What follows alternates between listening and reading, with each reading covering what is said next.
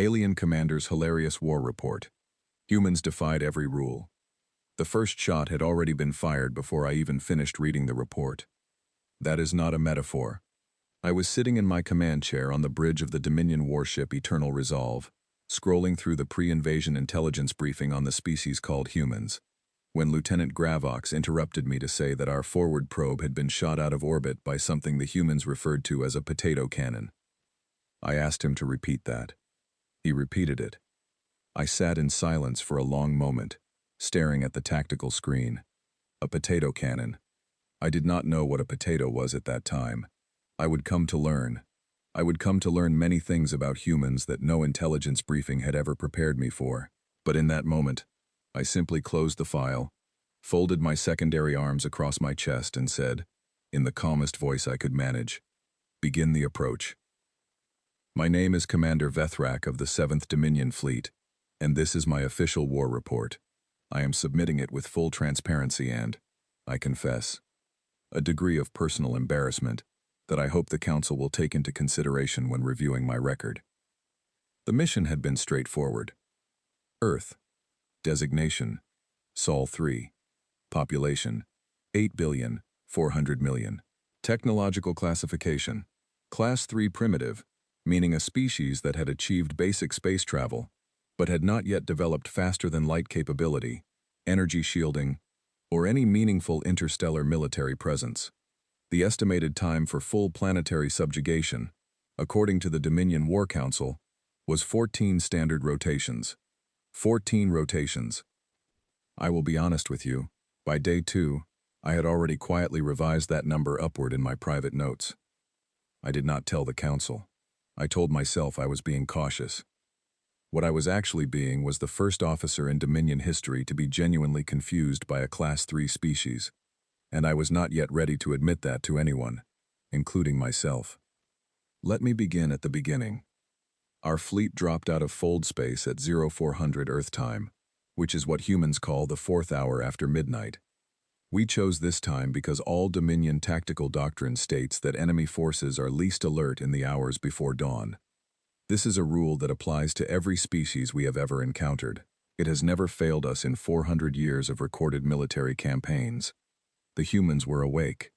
Not all of them, I should clarify, but enough. Our orbital sensors picked up thousands of individuals who were simply up and moving around in the dark hours of the early morning. I asked our intelligence officer, a sharp young analyst named Drevsy, why this was. She checked her cultural database and informed me that some humans were insomniacs, some worked night shifts, some were caring for young offspring, and a significant number were apparently watching something called late-night television voluntarily. I made a note. Humans do not sleep on schedule. I thought, at the time, that this was a minor inconvenience, a curiosity. I did not yet understand that every strange human behavior I was about to encounter was not a flaw, it was a feature. We broadcast our declaration of subjugation at full power across all known human communication frequencies. The declaration is a document the Dominion has used for centuries.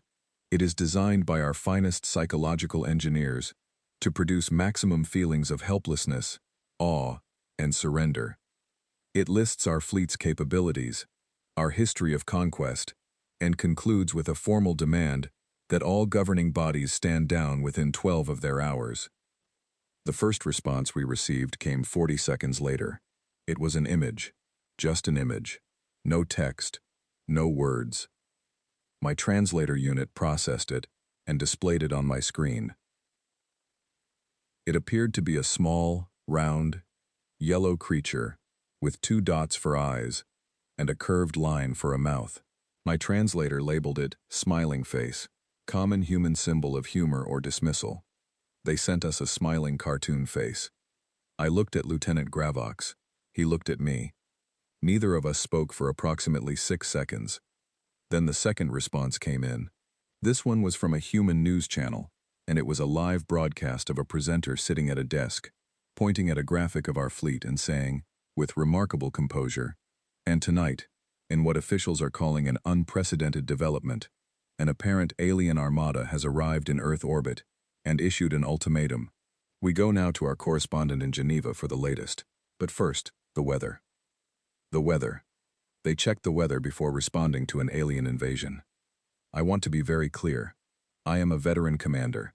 I have subjugated 11 species across 4 star systems. I have never, not once, had an enemy species respond to our arrival by checking the weather. It is not something the Dominion Tactical Handbook addresses. There is no protocol for it. I sat in my command chair and felt, for the first time in my career, that perhaps the briefings had missed something important. The 12-hour deadline passed. No governing body stood down. Instead, something remarkable happened. The humans called it an emergency session of the United Nations, which was apparently a building where representatives of all 195 of their separate governing factions gathered to argue with each other. According to our audio intercepts, they argued for 11 of the 12 hours. In the final hour, they apparently reached an agreement. The agreement, as far as our translators could determine, was essentially no. Just no. No elaboration. No counteroffer. No request for terms. No. I have conquered species that had fleets. Species that had weapons capable of threatening our ships. Species that had allies and centuries of military tradition. Not one of them responded to our declaration with a single syllable. I filed a preliminary report to the Council that evening. I described the situation accurately. I noted the unusual behavioral patterns. I used the word unexpected twice. The Council responded within the hour. They told me I was overthinking it. They told me to proceed with Phase 1, which was the standard ground invasion protocol. They told me 14 rotations was still the target. I read their response. I set it down. I looked out the forward viewport at the blue and green sphere turning slowly below us. Gravox, I said. Commander? Do we have a complete record of the potato cannon incident? Yes, Commander. Good, keep it. I have a feeling we are going to want to remember where this started. I ordered Phase 1 to begin the next morning. Our ground forces were the finest in the fleet. 3 full battalions of Dominion shock troopers, each one armored, each one equipped with weapons that could level city blocks, each one trained in every documented form of ground warfare across 100 species. I watched the drop pods fall from orbit and disappear into the clouds below, and I felt the familiar confidence of a commander who has done this before. Who knows how it goes? I held on to that confidence for approximately 4 hours. Then the first field reports started coming in. The drop zones were secured.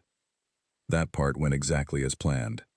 Our forces landed in 3 separate locations and established perimeters quickly and efficiently. No serious resistance in the first hour. Local human populations evacuated, which was expected. Civilian movement away from conflict zones is standard behavior across nearly all sapient species. Except that the humans were not all evacuating. Some of them were. Most of them, in fact.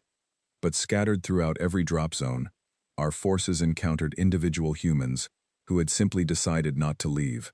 An elderly man sitting on his front steps in a lawn chair, watching our troops march past with the same expression one might use to observe a traffic delay. A woman standing in a garden, recording our armored vehicles on her communication device while talking to someone else on it at the same time, saying, "No, I can't come to the phone right now. There's an alien army in the street. Can I call you back? Yes, I'm serious." One of my field commanders, a very capable officer named Skethvel, reported that he had ordered a human male to evacuate an area 3 times. The man had not left.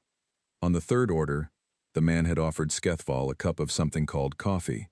Skethval did not know what coffee was. He reported this incident to me with the tone of a being who is not sure if they should feel threatened or grateful. I told Skethval to continue the advance and leave the man with his coffee. What I did not tell Skethval was that this one incident, this one stubborn man in a lawn chair with a warm drink, had already done more to unsettle my confidence than anything the humans had done with weapons. Because I had read the briefings, I knew the psychological profiles. I knew how species respond to overwhelming force. They feel fear. They run. They comply. They beg. This man had offered my field commander a beverage. That evening, I sat alone in my quarters and thought about this. I thought about it for a long time. Then I opened a new file in my personal log and wrote 4 words that I have never written in any previous campaign. I am not sure. I did not know yet what I was not sure about. I would find out soon enough. What I did know, sitting there in the quiet of my ship while the Earth turned below me, and 8 billion humans went about whatever they were going to go about, was that something was different here. Something that did not show up in the intelligence reports. Something that the Dominion War Council, with all its resources and all its centuries of experience, had apparently never encountered before. The humans were not afraid. Not in the way every other species had been afraid. Not in the useful, predictable way that made them manageable. They were afraid in some places, certainly. Our sensors could detect elevated stress responses across population centers, but mixed into that fear, tangled up with it in a way I could not cleanly separate, was something else entirely. Curiosity, defiance, and, strangest of all, humor. They were making jokes about us, not in private, not in whispers, publicly, loudly, on their communication networks, in broadcasts that reached millions of people. They were making jokes about our ships, about our declaration, about the cartoon face response, which had apparently been sent by a teenager in a place called Bristol, using a mobile device while eating breakfast, and who had since become something called extremely famous. A teenager eating breakfast had become famous for sending us a cartoon face. I closed my personal log. I looked at the ceiling of my quarters.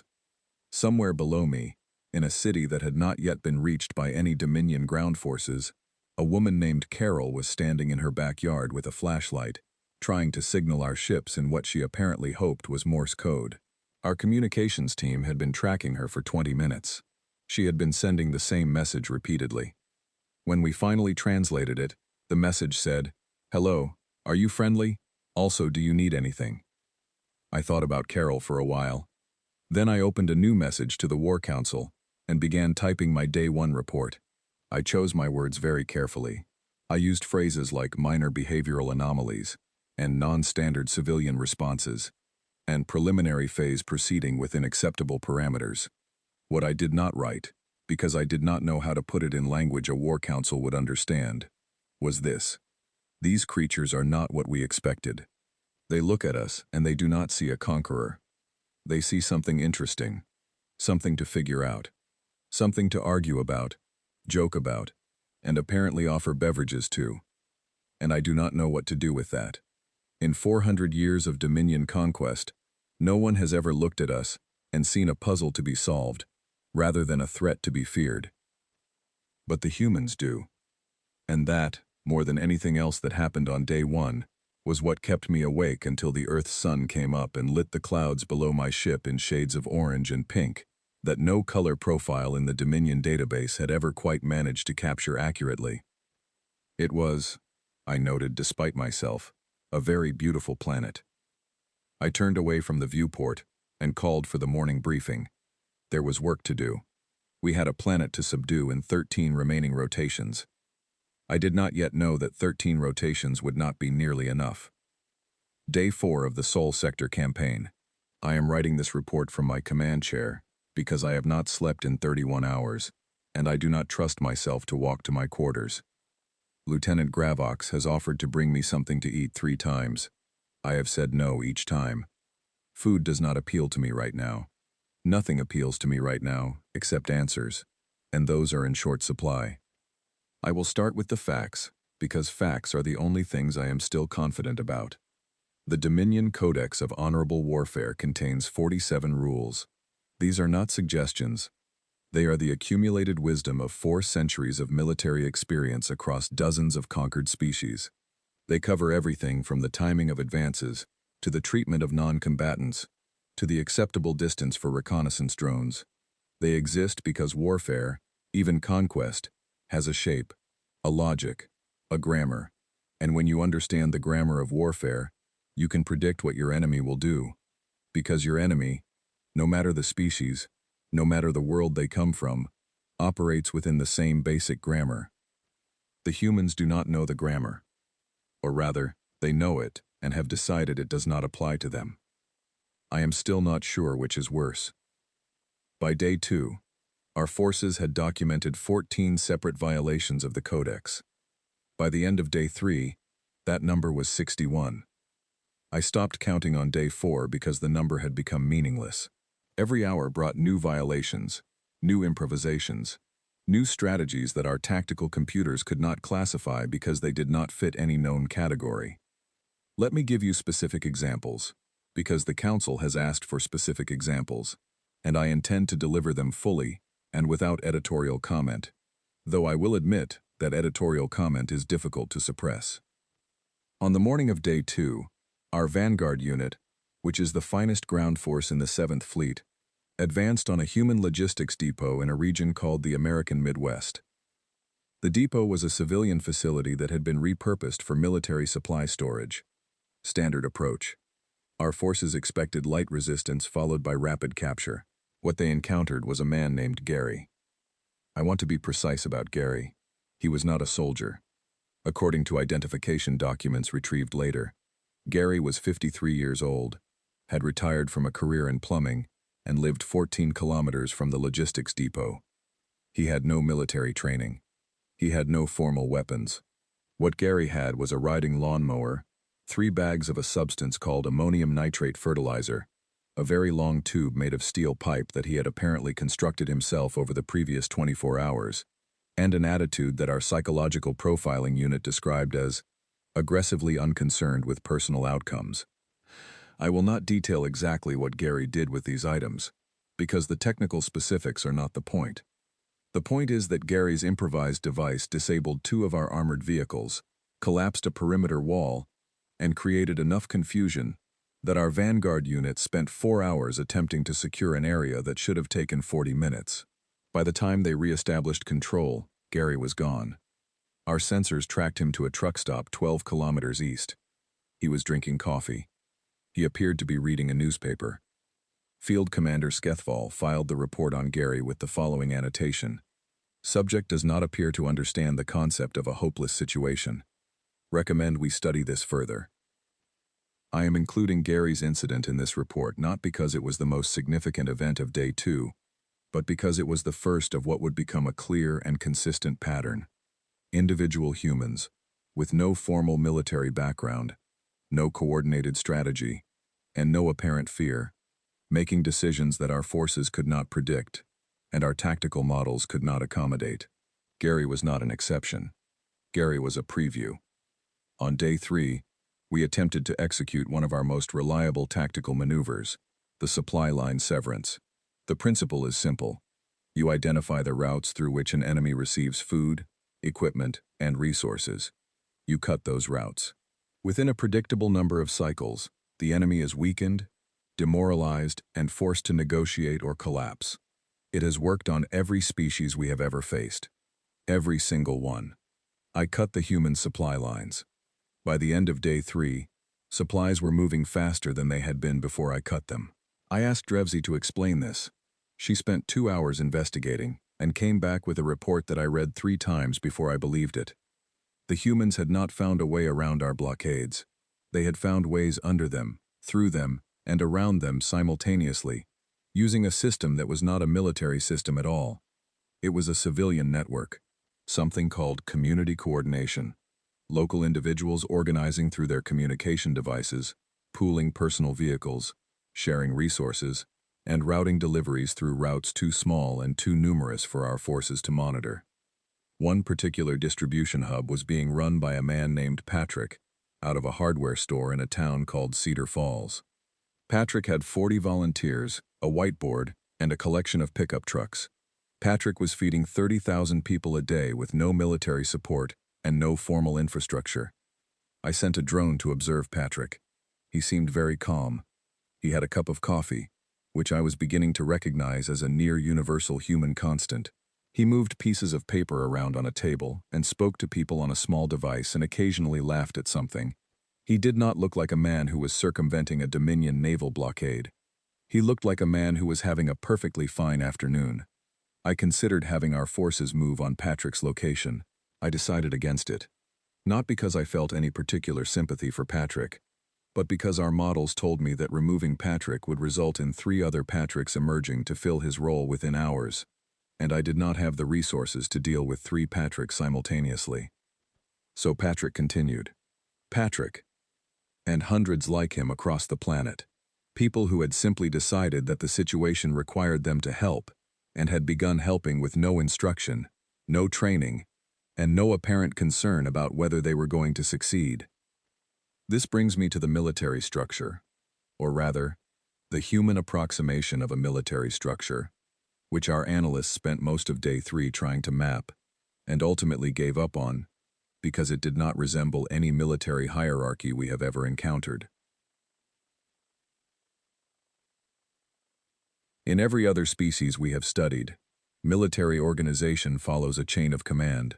Orders flow downward from commanders to officers to soldiers. Discipline enforces compliance. Predictability follows. It is elegant. It is efficient. We understand it. Human military organization, at least in the crisis conditions of our invasion, appeared to operate on an entirely different principle. There were official commanders. Those commanders gave official orders. But alongside those orders, at every level, individual humans were also making their own decisions, implementing their own ideas, and frequently ignoring orders they disagreed with. What astonished me was that this did not produce chaos, or rather, it produced a kind of chaos that somehow worked. Units that went off-plan did not become lost or ineffective. They became unpredictable. And unpredictability, I was beginning to realize, was precisely the thing our tactical systems were least equipped to handle. Our systems are built to predict. Every Dominion tactical computer processes historical combat data and generates probability models. It tells us what the enemy will do next, based on what enemies have always done. But the humans were doing things that no enemy had ever done. They were improvising in real time. They were making it up as they went along. And they were succeeding at it in a way that should not have been possible. Lieutenant Gravox brought this to my attention on the evening of day 3, with a look on his face that I can only describe as genuinely bewildered. He showed me a field report from a unit in a region called New Mexico.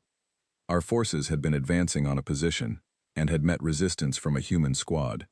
Standard skirmish. But in the middle of the engagement, the human squad commander, a young officer named Owen, had apparently made a decision that was not in any human tactical manual. He had ordered his squad to retreat into a building that had no rear exit. Our forces had advanced, expecting to contain them easily. What Owen had known, and what our forces had not, was that the building connected underground to a drainage system that led half a kilometer east. Owen's squad was gone by the time our forces breached the front door. They had left behind a very politely worded note. The note said, "Sorry about the windows. We will pay for those after the war." We retrieved that note. I have it. I am going to keep it. I have not fully decided why, but it feels important.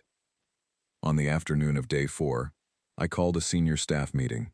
I brought together my best minds.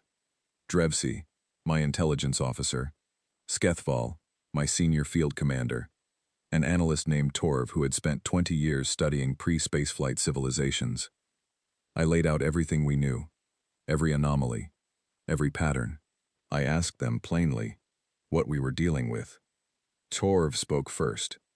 He said that in his professional opinion, the human response to our invasion was consistent with a species that had never been successfully colonized in its history, and had therefore never developed the psychological patterns that colonized species develop. Every species we had ever conquered, he explained, carried within their cultural memory the experience of being conquered before, whether by their own kind or by another. That memory creates a template, a learned response, a way of behaving when the overwhelming force arrives. Humans, Torv said, had no such template. Their history was full of conflicts, certainly, full of invasions and wars and sieges, but those had all been human against human, species against species. They had never faced something truly alien, truly outside their frame of reference, and as a result, they had no scripted response to fall back on. They were not behaving the way conquered species behave, because they had never been conquered. They were not afraid in the useful way, because they did not have a cultural memory of useful fear. What they had instead, Torv said, was something he struggled to name but finally called stubborn creativity. The tendency, when faced with a problem, to simply start trying things until something worked, and to keep trying even when things did not work, and to try different things, and to laugh while doing it. The room was quiet after Tor finished. Then Skethval said something that I have thought about many times since. He said, "Commander, I have been in more ground engagements than anyone in this fleet. I have faced species that were technologically superior to us. I have faced species with superior numbers. I have faced species that were faster, stronger, and better armed. But I have never faced a species that I could not predict. And I cannot predict these humans. I cannot find the edge of what they will and will not do, because it seems like they will do anything." Skethval paused. Then he said, "And they do it while talking to each other constantly. They never stop communicating. They share information horizontally, not vertically. Every soldier knows what every other soldier knows almost immediately. It is like fighting a single organism that has 8 billion decision points, and all of them are active at once." I thought about that. 8 billion decision points. All active, all improvising, all connected to each other in real time through the network of communication devices they carried everywhere. I thought about Gary and his lawnmower, about Patrick and his whiteboard, about Owen and his polite note, about the teenager in Bristol who had made us famous with a cartoon face, about Carol in her backyard with a flashlight asking if we needed anything. I thought about the fact that not one of these people had waited for permission. Not one of them had looked to a commander for instructions. They had each seen the situation in front of them and decided, on their own, what to do about it. I called a recess in the staff meeting. I walked to the forward viewport and looked down at the planet. The lights of the cities were visible from orbit, scattered across the dark side like thrown sparks. So many lights. So many individuals, each one a separate mind. Each one capable of deciding, right now, tonight, to do something none of our models had anticipated. When I returned to the table, I said, "I am going to file a report to the Council. I am going to ask for 2 additional days before Phase 2. No one argued. No one asked why. They had all seen the same things I had seen. I did not tell the Council the real reason for the delay. I told them I was optimizing Phase 2 for efficiency. What I was actually doing was something I had never done before in my career. I was taking time to think, not to plan, not to model, just to think. Because somewhere in the back of my mind, behind all the tactical analysis and the field reports and the anomaly logs, and the note from Owen and the image of Carol with her flashlight, a thought had begun to form that I was not yet ready to write in any official document. It was a simple thought, a quiet thought, but it would not go away. What if we are not winning this?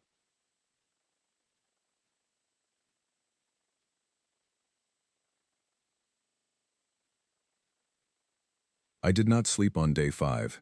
I want to state that clearly because it is relevant. What I am about to describe requires a rested, clear mind to properly evaluate. And I had neither. And I want the Council to understand that context as they read what follows. I need to explain what the fear gas is, because the Council members who authorized this operation may have forgotten the technical specifications, and the details are important. The compound, which the Dominion Chemical Division designates as Compound VX7, was developed over 40 years ago by our finest neurological engineers. It works by binding to the stress response centers of the brain and amplifying whatever signals are already there. If a being is mildly nervous, VX7 makes them terrified. If they are already frightened, VX7 makes them incapacitated. In extreme cases, it produces a complete shutdown of complex thought, leaving the affected individual capable of only basic movement. It has been tested on 216 sapient species. On 216 sapient species, it has worked exactly as designed. There has never been a documented failure.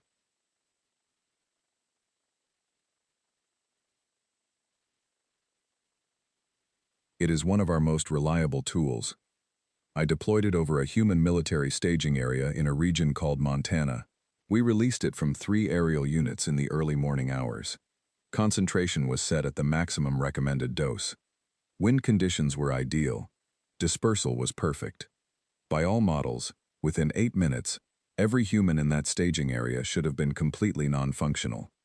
Drevsy was watching the sensor feeds beside me. I was watching over her shoulder. We waited 8 minutes, then 12, then 15. "Are the sensors working correctly?" I asked. Drevsy checked again. "Yes, Commander. All sensors are fully operational." The human soldiers in the staging area were moving around, coughing. A few were sneezing. One man appeared to have the hiccups. But they were standing up. They were talking to each other. They were doing things. I stared at the feed. "Run the analysis again." She ran it again. "Compound successfully dispersed. Full coverage confirmed." "But Commander, the bio readings are—" She stopped. Strolled through the data. "The stress responses are elevated, but they are not in the range we see with successful VX-7 deployment. They are in the range that corresponds to—" She checked her reference table. "Mild physical irritation, like being near something that smells unpleasant." I closed my eyes, opened them. So they were not afraid. "They appear to have been mostly inconvenienced, Commander." One of the human soldiers on the feed turned to another and said something. Our audio pickup caught it. The translation came back 30 seconds later. He had said, "This is like the time my uncle's barn caught fire, and we were standing downwind. Do you have any water?" He had compared our most powerful psychological weapon to standing downwind of a burning barn. His colleague handed him a water bottle. I stood there for a moment in perfect silence. Then I said very carefully, "Pull the units back. We are done with VX-7 here." Drevsy looked at me. "Shall I note in the report that the compound failed?" "Note that it produced unexpected results," I said. "We will study the biological data." What I thought but did not say was this: the compound did not fail. The compound worked precisely as designed. The human stress responses were elevated. The problem was that elevated stress, in humans, does not produce the same result it produces in every other species we have ever encountered. In every other species, elevated stress leads to paralysis, panic, or flight. In humans, elevated stress appears to lead to action, to a kind of sharpening, as if the fear, instead of shutting them down, simply turns something on. Later, Torv would explain to me that this is related to a system in the human brain called the fight-or-flight response, and that human evolution had favored the fight option more heavily than almost any other species their size in the known galaxy, possibly because their ancestors spent millions of years competing for survival against creatures far larger and stronger than themselves. The fear response in humans, Torv said, was not designed to make them stop. It was designed to make them dangerous. I read Torv's analysis twice. Then I filed it separately under critical background reading, and moved on, because dwelling on it was not going to help me solve the immediate problem. Which brings me to the matter of morale. Human morale. I want to discuss this at length because it was, without question, the most disorienting element of the entire campaign, and I believe it is the thing that future Dominion commanders most need to understand before any future operation involving this species. In standard conquest protocol, there is a phase we call the morale break. It comes after the initial show of force, after the first meaningful military engagements, after the enemy has had time to understand the scale of what they are facing. At this point in every prior campaign I have been part of, the enemy population enters a period of collective despondency. They are not necessarily surrendering. They are not necessarily losing on the battlefield, but their spirit changes. The initial panic gives way to a deep, quiet despair. The sense that the end is inevitable. That resistance is meaningful but ultimately futile. This phase is predictable. It is, in fact, the foundation on which most of Dominion conquest doctrine is built. We rely on it. We plan around it. We know it will come, and we time our major operations to coincide with its arrival, because a demoralized enemy is an enemy that makes mistakes. The morale break never came. On day 6, the humans released something their media organizations called a compilation of the best alien invasion jokes. It was 4 hours long. 4 hours. It had been viewed, by the time Drevsy brought it to my attention, by 900 million people. 900 million humans had chosen, during an active alien occupation of their planet, to spend 4 hours watching other humans make jokes about us. The jokes were, I am obliged to admit, frequently quite clever. This was not a one-time occurrence. Every day, without fail, human creative output continued at a rate that seemed impossible given the circumstances. Music was being composed, stories were being written, drawings, paintings, and what the humans called animations, depicting our invasion in ways ranging from terrifying to absurd, were being produced and shared across their network in real numbers. One animated short film, apparently made by a group of university students in a place called Melbourne over a single weekend, depicted a Dominion commander sitting alone in a spaceship, eating the human food called pizza, and crying softly. It was very well made. I watched it twice. I did not cry, but I understood why the commander in the film was crying, and that was not a comfortable realization. I dispatched a team to monitor human creative output and compile regular reports. Within 2 days, the team came back and told me they could not keep up. The volume was simply too large.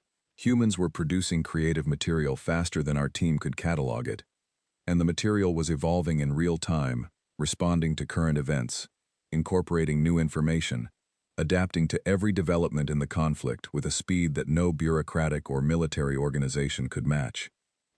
On day 7, I encountered something that I would later describe to Torv as the most unsettling thing I have witnessed in 40 years of service.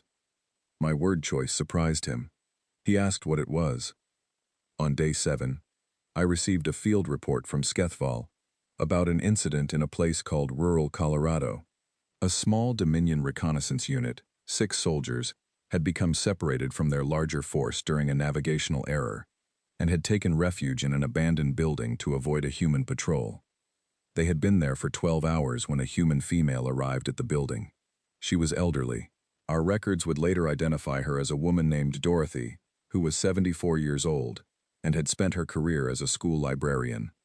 Dorothy had apparently noticed the building was occupied and had investigated. She had found the 6 Dominion soldiers and had, without screaming, without running, without contacting human military forces, invited them to come into her house next door. I read this report very slowly. Dorothy had fed them. She had given them what humans call soup, which is a warm liquid with vegetables and sometimes meat in it. She had asked their names. She had told them about her late husband and her garden, and a dog she used to have called Maple. When the unit's communication devices finally re-established contact with our forces, and Skethval came to retrieve them, Dorothy had packed the remaining soup in containers for them to take with them. My 6 soldiers had been given soup by a 74-year-old librarian. They returned to the ship looking deeply confused and somewhat calmer than they had been when they left. I did not file this incident in the official report. I wrote it in my personal log. Then I sat with it for a while. Dorothy had not been kind to our soldiers because she supported us. She had not been kind because she was not afraid. She had been kind because she was Dorothy. And Dorothy, apparently, was the kind of person who fed people who looked hungry, regardless of what planet they were from. It was simply what she did. I thought about Gary with his homemade device and his absolute disregard for the odds. I thought about Dorothy with her soup and her questions about their names. I thought about Owen with his polite note about the windows. I thought about Patrick with his whiteboard and his pickup trucks. I thought about Carol with her flashlight. They were all so different, so completely different from each other. Different in approach, in method, in temperament, in what they chose to do and why they chose to do it. And yet they were all, in their own way, doing exactly the same thing. They were responding to the situation in front of them with everything they had. Not because someone told them to, not because a plan required it, because that was who they were. I called Torv into my quarters on the evening of day 7. I asked him a question that I want to note here was not included in any official communication.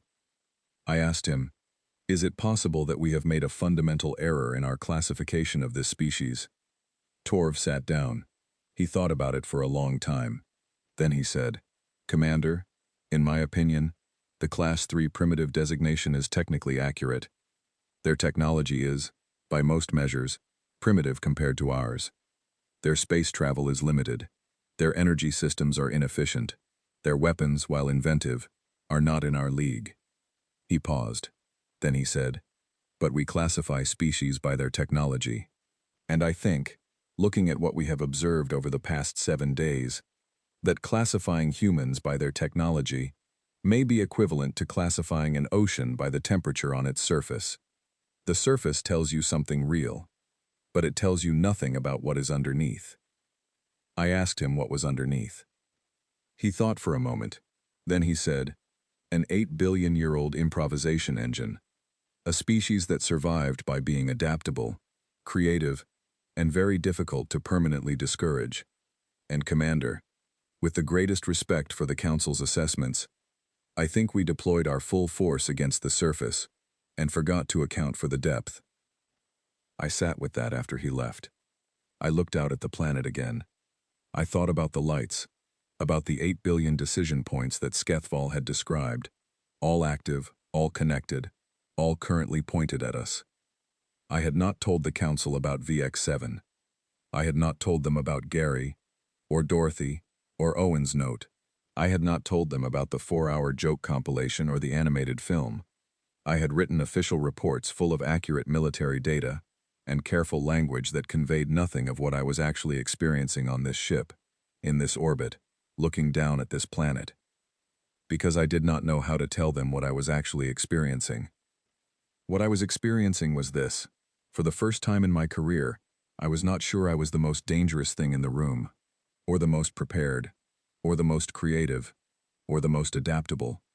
For the first time in 40 years of military service, I was in a conflict where I felt, in some deep and unscientific way, like I was the one who was being studied.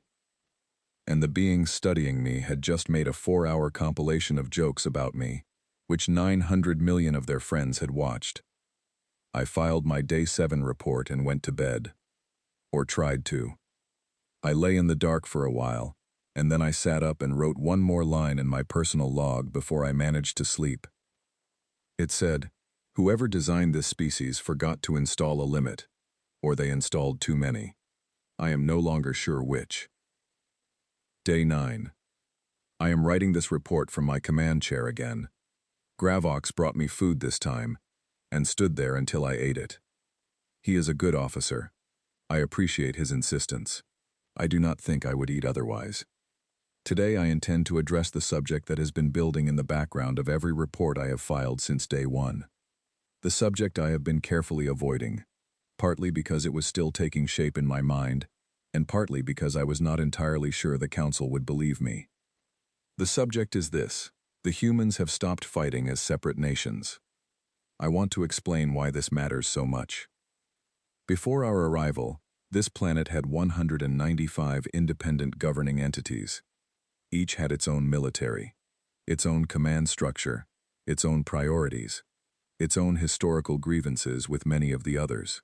In the intelligence briefings we received before the invasion, the human tendency toward internal conflict was listed as one of their greatest weaknesses. A species perpetually divided against itself, the briefing said, unable to achieve unified action on any significant scale. The briefing was written 3 months ago. The briefing was wrong. The unification did not happen instantly. It was not a grand announcement. It was not a signed treaty or a political agreement. It happened gradually, unevenly, sometimes awkwardly, in the way that things happen when human beings decide to make them happen without waiting for anyone to give them permission. On day 5, a military officer from a country called Canada, named Lieutenant Colonel Adrian Webb, contacted a military officer from a country called India, named Brigadier General Priya Sharma, through a civilian communication channel because their official military networks were compromised. They had never met. They did not share a language at first. They used translation software on their personal devices. Within 2 hours, they had coordinated the first joint human operation against our supply drones. The operation was not particularly effective militarily, but it happened. Two commanders from nations that had never been formal military allies, coordinating on a civilian phone call using a translation app, running a joint operation in under 2 hours. Our systems were not built to track that. Our intelligence models did not anticipate it. When Drevsy reported it to me, I asked her to double-check the data because I assumed a decoding error. There was no decoding error. By day 7, that kind of informal coordination was happening across the planet, at a scale that our intelligence network struggled to keep up with. Commanders were sharing tactical information across national lines. Scientists in different countries were collaborating on our technology. Civilian networks that had started as local supply chains were merging into larger regional networks. And then on day 8, something happened that I am still processing. A human head of state, a woman named the Prime Minister of a country called Norway, made a public address. She did not deliver it from a formal stage or a government building. She delivered it from what appeared to be a community hall in a small city, sitting at a table with a glass of water, looking directly into a camera. She spoke for 11 minutes. She spoke quietly. She did not use the language of triumph or defiance. She spoke about what human beings have always done when things became very difficult. She listed things, specific things. Floods, famines, plagues, long winters, long wars, things that had come and seemed like the end and were not the end. She said one line that our translators flagged because it registered an unusually high emotional response across the human population that heard it. She said, "We have never required certainty to begin. We have only ever required each other." I watched the response data come in. In the hours after that address, voluntary civilian coordination activity increased by 43%. Enlistment in human defense forces increased by 61%. Donations of resources, equipment, and expertise to community supply networks increased by 108%. One speech, 11 minutes. A woman at a table with a glass of water. I showed this to Drevsy. She sat with it for a while. Then she said quietly, "Commander, we do not have a counter to this." She was right. Our Psychological Operations Division has tools for breaking enemy morale, for inducing fear, for creating despair. We have nothing designed to counter the opposite. We have no tool that addresses a population that responds to a crisis by becoming more connected, more organized, and more determined to help each other. Because we have never faced a species that does that. Let me tell you about the scientist. His name was Nathan. He was a physicist at a university in a country called Germany. He was 38 years old. He had no military background. He had, according to his university profile, spent the previous 6 years studying something called quantum field theory, which is entirely abstract and has no direct military application. On day 6, Nathan watched our fleet's shield technology in operation during an engagement and became interested in it. He contacted 2 colleagues, a woman named Laura in South Korea and a man named Ben in Brazil. They began working together using their university's remote collaboration platform. They worked for 60 hours without sleeping, which is apparently something humans do in short bursts when highly motivated, even though it is very bad for them. On day 9, Nathan sent a technical paper to his government's defense ministry. The paper outlined the fundamental operating principle of our shield system correctly. It outlined 3 potential methods of interference, 2 of which were, as our own engineers confirmed when we intercepted the document, theoretically sound. The third method was incorrect but showed a line of reasoning that, with refinement, might have eventually worked. It took Nathan 60 hours. Our engineers developed that technology over 212 years. I called my chief engineer, Gathvin, and showed him Nathan's paper. Gathvin read it in silence for several minutes. Then he looked up at me and said something I will remember for the rest of my career. He said, "Commander, they do not know as much as we know, but they know differently than we know. And in the places where those 2 things overlap, they are faster than us. Much faster." I asked him what he meant. He said, "We built our technology over centuries of incremental steps, each generation building on the last, each discovery enabling the next. Our knowledge is deep and thoroughly structured, but the structure itself is a kind of limitation. We approach new problems through the frameworks we have built, because those frameworks are what we have. We follow the paths we know, even when we are exploring new territory. He looked back at Nathan's paper. These three people did not have our frameworks. They looked at our technology without any preconceptions about how it should work.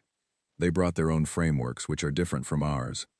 And in 60 hours of sleep-deprived collaboration across 3 continents, they found 2 things that our own engineers, working within our established framework, have never questioned.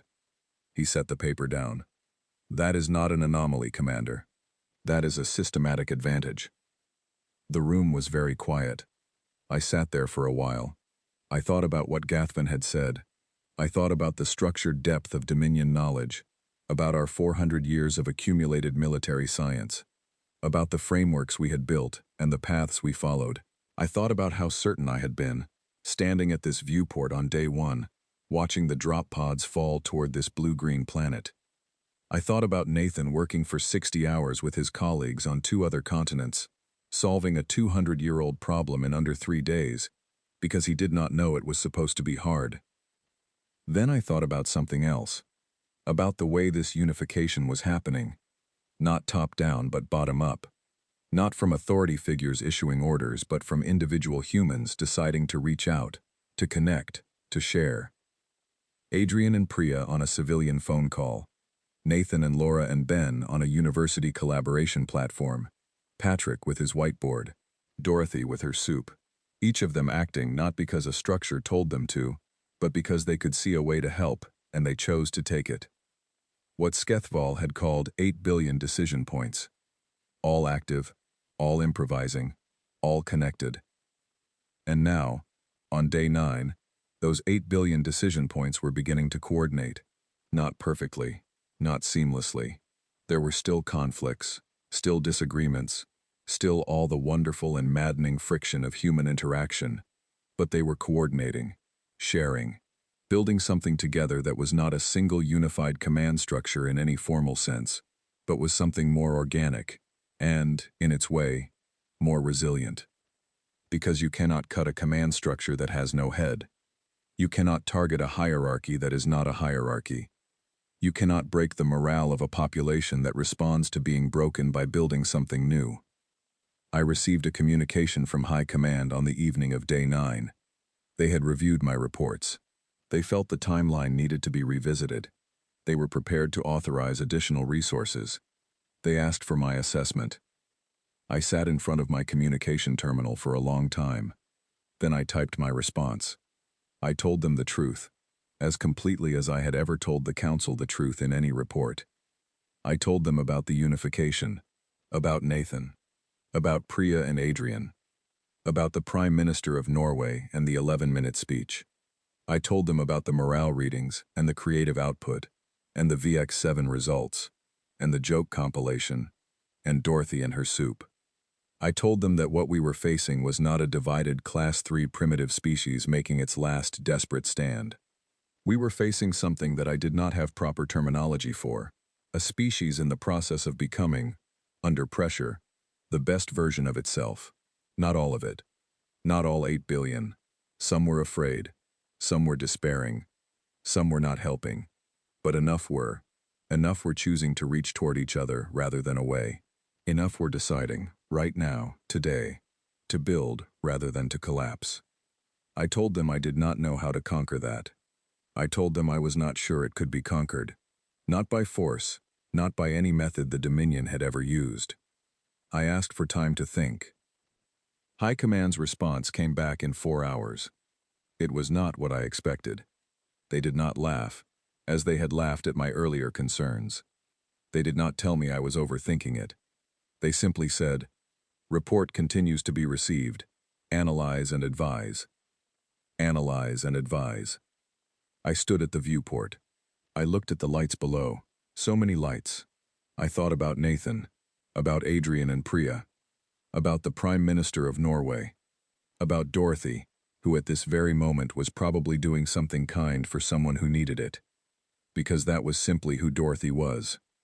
I thought about what Torv had said, about the depth beneath the surface, about what was really underneath. And I wrote one more line in my personal log that night.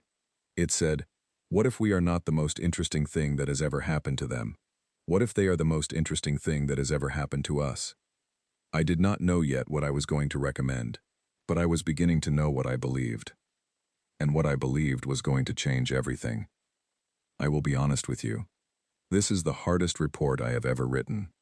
Not because the events are complex, though they are. Not because the data is unclear, though parts of it are still being processed. It is the hardest report I have ever written because it requires me to say something that no Dominion commander in 400 years of recorded military history has ever said, in an official document, in a submission to the War Council, with my full name and rank attached. I will say it now, and then I will explain. I recommend we leave.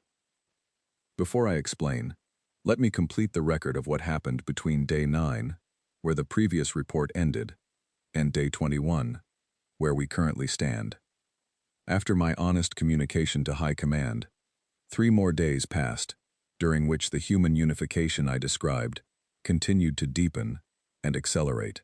By Day 12, something that the humans themselves were calling the Global Coordination Framework had emerged. It was not a government. It was not a military alliance in any formal sense. It was a distributed network of human decision-makers, some official and some not, sharing information, resources, and planning across every human nation simultaneously.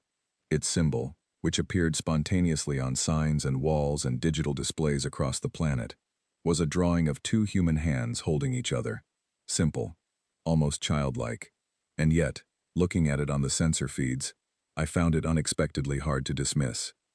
On Day 12, 3 of my officers came to me, not together, separately. Each of them, on that same day, came to my office and requested a private conversation. And in each conversation, they told me something similar. They told me they had been thinking about what we were doing, about the invasion, about what it would mean if we succeeded, about the planet below and the species on it, and what conquest actually meant for a species like this one. I listened to all 3 of them. I thanked them for their candor. I told them I was listening. I did not tell them that I had been thinking the same things, because a commander who says that to their officers before making a decision is a commander who has already made a decision, and I was not yet ready to formalize what I was thinking. But I was thinking it. On Day 14, Nathan's team published their revised shield interference methodology. The revised version corrected the error in the 3rd method. All 3 methods were now theoretically sound. Our engineers confirmed this within hours. By Day 16, the humans had built a working prototype. Our shields, which had been impenetrable for 2 centuries of Dominion military history, were being actively probed by technology that had been developed from scratch in 10 days. I watched this happen in real time. I watched our shields take interference hits from a human test device that a group of people had built in what was essentially a converted warehouse, with equipment borrowed from 3 universities and a particle physics research center. And I thought about something. I thought about the other species we had conquered, about where they were now, about the ones who still existed under Dominion governance, and the ones who had not survived the transition, about what the Dominion had taken from them, and what the Dominion had given in return, about the frameworks Gathvin had described, about depth and structure, and the paths we follow. And I thought about what the Dominion would do with a species like this one, a species of 8 billion active decision points, all improvising, all connected, all increasingly coordinating with each other. A species that responds to being broken by building something new. A species whose fear response makes them dangerous rather than docile. A species that makes jokes about their conquerors and sends them soup and solves 200-year-old engineering problems in 60 sleep-deprived hours. What would the Dominion do with them? The answer came to me clearly. The Dominion would not know what to do with them. The Dominion's entire governance model is built on hierarchy, on top-down management, on the cultural and intellectual suppression that makes large-scale governance manageable. The Dominion works well with species that can be organized into predictable structures. Humans, by every observation of the past 21 days, do not become more predictable under pressure. They become less predictable, more creative, more connected, more themselves. We could not govern them. We could suppress them perhaps, at great cost, with great ongoing effort. But suppression is not governance, and even that would fail eventually. Because you cannot permanently suppress a species that responds to suppression by making jokes about it, and then building devices to undo the mechanism of suppression. On day 17, I received a signal I had not expected. It came through a civilian frequency, encoded in a format I recognized as a diplomatic communication protocol. It was from the human woman named Priya Sharma, now operating as a senior liaison in the Human Global Coordination Framework. She requested a direct communication with the Dominion Fleet Commander. She had apparently tracked our communication frequencies and used our own open-channel protocols to reach us. I considered for a while. Then I accepted. The conversation was short. Priya was direct. She said she was not speaking for all humans, and that no single person could speak for all humans, but she was authorized to ask a question on behalf of the framework. The question was, what would it take for you to stop? I sat with that question for a moment. Then I said, I will have to think about that. She said, we will wait. We are good at waiting. I ended the communication and sat alone in my quarters for a very long time. What would it take to stop? The Dominion does not stop. That is not within our operational culture. We advance. We complete. We subjugate. We have been doing it for 400 years and we have never stopped in the middle of a campaign, because stopping is not a framework we have built. But I thought about what Gathvan had said, about how structure can be a limitation, about how the path you know can prevent you from seeing the path you need. And I thought about Priya's question. Not as a military question, not as a diplomatic question, as a real question. What would it take? On day 19, I called a full staff meeting. Everyone, all senior officers, all department heads. I told them what I was going to recommend to the council. I told them my reasoning. I did not ask them to agree. I asked them to be honest with me about what they had observed. They were honest. It took 2 hours. It was not a comfortable 2 hours. But at the end of it, there was a quiet in the room that felt like agreement, even from the officers who had not said so explicitly. On day 20, I filed my recommendation. And now, on day 21, I am writing this final report. Here is what I want the council to understand. This is not a report of failure. I want to be very clear about that. Our forces performed excellently. Our ships, our equipment, our soldiers, all functioned precisely as designed. We did not fail because of any inadequacy on our part. We encountered something that our design did not account for, and that is a different thing entirely. What we encountered was a species that had no script for surrender, a species that had built itself, over millions of years of difficult existence, into something that becomes more itself under pressure rather than less. Every hardship they have faced, every crisis, every catastrophe, every period of conflict, has been answered not with collapse but with adaptation, with connection, with creativity, with the stubborn, exhausting, occasionally magnificent refusal to accept that a situation is hopeless simply because it looks hopeless. We came here with 400 years of accumulated military wisdom. We came with the most advanced weapons in the known galaxy. We came with ships that can level cities, and shields that cannot be breached, and chemical weapons that have worked on 216 species. And we encountered a retired plumber named Gary, who built a device in his garage to stop our armored vehicles, a librarian named Dorothy, who made soup, a physicist named Nathan, who solved a 200-year problem in 60 hours, a coordinator named Patrick who fed 30,000 people with pickup trucks and a whiteboard, a lieutenant colonel and a brigadier general who made history by calling each other on a civilian phone because the official channels were down, and a prime minister who sat at a table with a glass of water and reminded 8 billion people that they have never needed certainty to begin. I spent 21 days trying to subdue these people. What I actually did was watch them become more themselves than they were when I arrived. And I have the strong suspicion that if I stayed another 21 days, they would continue in the same direction. There is something else I want to include in this report. Something personal. I do not typically include personal observations in official war reports, but I believe the Council needs to understand the full scope of what happened here, and the full scope includes what happened to me. Somewhere in the middle of all of this, I stopped thinking of this mission as a conquest and started thinking of it as an encounter. I do not know exactly when it happened. It was gradual. But looking back, I think it started with Carol. Carol with her flashlight in the backyard, asking if we were friendly and if we needed anything. No one had ever asked me that. No species we have ever approached had ever, in the first hours of contact, asked if we needed anything. They asked for mercy. They asked for terms. They asked for time. Carol asked if we needed anything. And the answer, which I did not know how to give at the time, and have spent 21 days thinking about, is this. Yes, we needed something. We needed to encounter a species that did not fit our frameworks, that broke our models, that confused and bewildered and frustrated us into actually looking at them, rather than processing them as a category and moving on. We needed to meet the humans. Now let me tell my recommendations simply. I recommend we leave. I recommend we leave without attempting further military action. I recommend we cease all current operations, retrieve all ground forces, and withdraw to a distance that poses no continued threat to this planet. I recommend that the Dominion open formal diplomatic contact with the Human Global Coordination Framework, through Priya Sharma's channel if she is willing to receive us.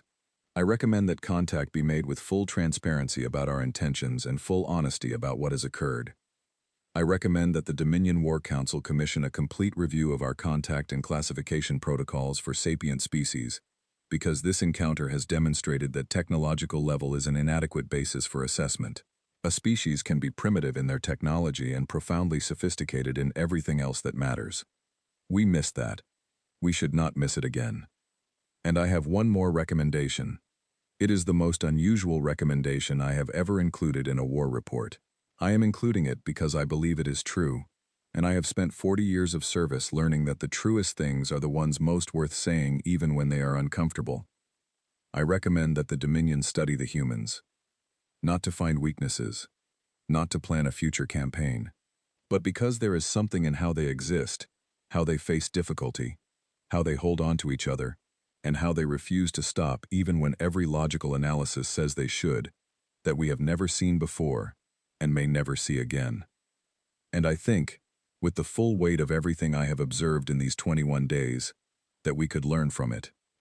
I am aware of how that sounds coming from a commander filing a war report. I am aware that the Council will find it unusual. I submit it anyway, because one of the things the humans have inadvertently taught me is that you should say the true thing even when the framework you exist within has no category for it. There is a final entry in my personal log from the last night I spent in Earth orbit. I want to include it here because I think it belongs in the official record, even if it is personal. It says, I have spent my career learning how to take things apart, how to analyze, classify, approach, and subdue. It is useful work, important work. But standing here watching this planet, I find myself wondering what else we might have built in 400 years if we had also learned how to sit with something extraordinary and simply let it be extraordinary. 3 of my officers have requested permission to remain on Earth, not to spy, not to continue the mission, because they want to stay. I have approved their requests on a personal basis, understanding fully that the Council may overturn this. One of them has enrolled in a university. He says he wants to study something called history. He says the humans have a great deal of it, and most of it is about exactly the things he has spent 21 days watching in real time. I have done something else before filing this report. I contacted Carol, the woman with the flashlight. I found her address through the signals she had been sending in those early days. I sent her a message through one of our open communication channels, using a translation format that her devices could read. The message was simple. It said, to answer your question from day one, yes, we were friendly. We forgot that for a while. I am sorry for the trouble we caused. She sent a response 4 hours later. It was also simple. It said, it is all right. Come back sometime when you can stay for dinner. I am going to think about that for a very long time. To whatever Dominion commander reads this report in the future, whether to learn from it or to plan a second attempt that I sincerely hope you will reconsider, I want to leave you with one final thought. Not a tactical recommendation, not a strategic analysis, just a thought. The humans are not the strongest species we have faced. They are not the most technologically advanced. They do not have the best weapons or the largest fleets or the most developed science. By almost every measurable metric we use to assess a species, they rank in the middle or below. But they are the most themselves of any species I have ever encountered.